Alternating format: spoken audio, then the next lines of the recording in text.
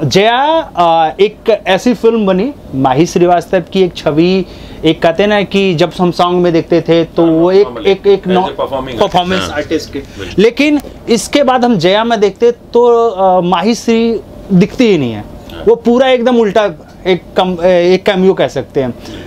तो वो एक फिल्म आती है और उसके बाद इंटरनेशनली अवार्ड, लोकल जितने भी आप कह सकते हैं, नेशनल कह सकते हैं, हर जगह। अभी मुझे पता चला कि 38 या 39 अवार्ड है। इसमें सच्चाई कितनी है, कितने अवार्ड जीता है? हाँ, टोटल 50 से 55 के आसपास नॉमिनेशन हुई थी ये फिल्म में। तो उसमें 10 में सेमीफाइनल तक गई, कुछ 8 में जो था वो नॉमिनेशंस में कवर अप हुआ, और 38, 39 जो था वो अवार्ड लिया, जिसमें बहुत सारे लोगों को अवार्ड मिले। 8 से 10 बेस्ट एक्ट्रेस के अवार्ड हैं उसमें, बेस्ट फिल्म के अवार्ड हैं, बेस्ट राइटर के अवार्ड हैं, बेस्ट डायरेक्टर के अवार्ड हैं। तो ये फिल्म सोच के नहीं बनाई थी हम लोगों ने कि ये फिल्म हम लोग बनाएंगे। ये हर एक साल हम ना एक पिक्चर वैसी, 1 या 2 पिक्चर वैसे बनाते हैं जो एक खुद के सेटिस्फैक्शन के लिए बनाते हैं, विदाउट कमर्शियल। बट उसमें भी ये होता है कि हम किसको लें, राइट। तो वो एक थॉट जाता है उसमें। सारे हम लोग चाहते हैं कि नए लोग हों, जो नए कौन से अच्छे परफॉर्मर हों।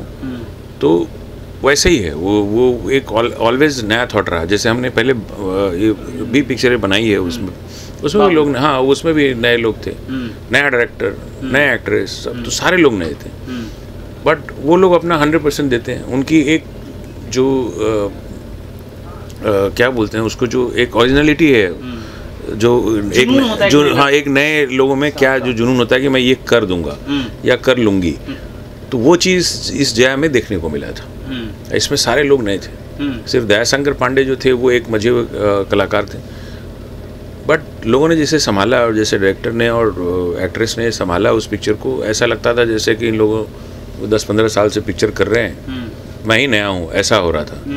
तो ये इसकी वो उन लोगों की वजह से वो पिक्चर इस मुकाम तक पहुँची है। तो मुझे लग रहा है ऐसा कि भोजपुरी इंडस्ट्री में अब तक सबसे ज़्यादा अवार्ड जीतने वाला अगर हम कह सकते हैं तो जया है। बिल्कुल बिल्कुल। अभी तक के मुझे तो जितना नॉलेज है उतना अभी तक तो नहीं है कहीं भी, और भोजपुरी के कोई अवार्ड तो है ही नहीं कहीं, है ना। एक दो अवार्ड को छोड़ के और सब अवार्ड जो है वो वैसे ही है, मतलब पता नहीं, और हम रिकॉग्नाइज नहीं कर पाते हैं कि वो अवार्ड क्या कर रहे हो, या हम लोग को भी समझ में नहीं आता है।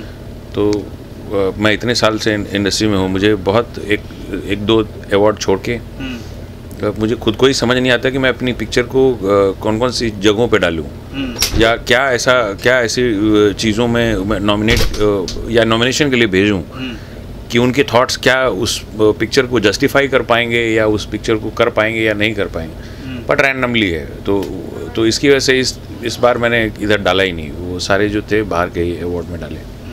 बाहर के अवार्ड है, लेकिन इधर वर्ल्ड वाइड जो म्यूज़िक एक गाना का जो सेगमेंट है, इसमें गोल्डी यादव का लगातार फर्स्ट गाना 150 मिलियन क्रॉस कर गया, लगातार बैक टू बैक परफॉर्मेंस। तो फिल्मों में का जो माइंडसेट है और एल्बम में माइंडसेट, ये दोनों कैसे मैनेज करते हो आप? मतलब फिल्मों का पूरा उल्टा ही हो चलता है, गानों का पूरा उल्टा चलता है, तो ये गाने का जो सिलेक्शन होता है कि भाई ये गाना क्लिक करेगा या फिर नहीं करेगा, फिर जो गाने पसंद कैसे मतलब होते हैं, कोई कैटेगरिया होती है? कोई कैटेगरी नहीं है। देखो आज की तारीख में सिंगर बहुत अच्छे हैं, जो फीमेल सिंगर्स हैं, मेल सिंगर भी बहुत सारे अच्छे हैं। बट उनको क्या है, वो जो ऊपर आर्टिस्ट है ना, उनको देख के सोचते हैं कि मैं वैसा बनूं, लेकिन आपको गायकी पे ध्यान देना, आप उनके जैसा बन पाएंगे। खेसारी, पवन जी जैसे लोग को आप जब देख के आप गाते हो ना, आप अपनी आवाज़ लेके आओ। मैं रिलीज़ करूँगा, मेरे पास बहुत सारे ऐसे आर्टिस्ट हैं जो मेल सिंगर में भी है, बट उनको क्या है ना, हार बर्दाश्त नहीं होती कि मैं कुछ कर नहीं पाऊँगा। जितनी सिंगर लड़कियाँ हैं वो हारती हैं फिर उठती हैं। 40 फ्लॉप किसको बोलते हैं? एक सिंगर ने 40-50 फ्लॉप दिए हैं वर्ल्ड वाइड के अंदर में, 41वां हिट होता है, 42वां हिट होता है। आप धैर्य मत खोइए। मेल सिंगर में सबसे बड़ा प्रॉब्लम है क्या है, वो 2 खेसारी पवन जी को देख करके वो ठंडे हो जाते हैं। आप बिल्कुल हार मत मानो, वहाँ तक आप पहुँच सकते हो, बट आपको उतनी ही मेहनत करनी पड़ेगी जितनी वो करते हैं। आप मेहनत करो, हार से डरो मत कि मेरे 4 गाने नहीं चले, मेरे 15 गाने नहीं चले, अरे 50 नहीं चले। अब ऐसे बहुत सारे आर्टिस्ट उठे हैं, तो आप मेहनत से पीछे हटोगे, आप नहीं चलोगे। और भोजपुरी में खास करके आज की तारीख में भोजपुरी एक ऐसा सेगमेंट हो गया है हिंदुस्तान के अंदर में कि उसमें 30% जो टॉप चार्ट्स बनते हैं उसमें सारे भोजपुरी के गाने होते हैं। तो ये बहुत बड़ी बात है और भोजपुरी के लिए बहुत बड़ी बात है कि आपको वहाँ जगह मिल रही है, आप उसका इस्तेमाल करो। भोजपुरी को जगह दे दी गई, अब ये मत सोचो कि भोजपुरी के लिए जगह दी, बट वल्गर से बचो। अच्छे अच्छे सिंगर को हम लोग बोलते हैं कि आप वल्गर से बचो, क्योंकि आप वो ऑडियंस कवर नहीं कर पाओगे। आपकी जो अच्छी चीज़ें हैं वही दिखेंगी, बुरी चीज़ एक बार दिखेगी, बार बार नहीं दिखेगी। तो अच्छे की तरफ जाओ, मेहनत करो, हार से हार मानो ही मत। सिंगिंग लाइन ऐसा है और एक्टिंग लाइन ऐसा, आप हार मानोगे तो आप कवर नहीं कर पाओगे। करते जाओ, फ्लॉप दो, बट कंपनी वैसा चाहिए कोई की फ्लॉप दे करके भी बर्दाश्त करे, है ना। तो वो मैं बर्दाश्त करता हूँ, तो आप रिलीज़ करते रहो, मैं बर्दाश्त करते रहूँगा, आप कभी ना कभी तो हिट हो गई।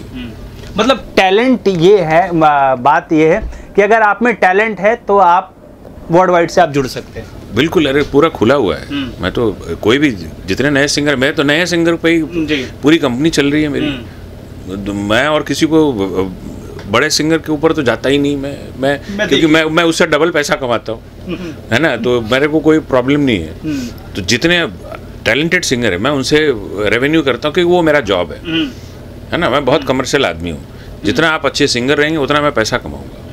और आप कमाए तो देखो, आर्टिस्ट है तभी कंपनी चल रहा है जी।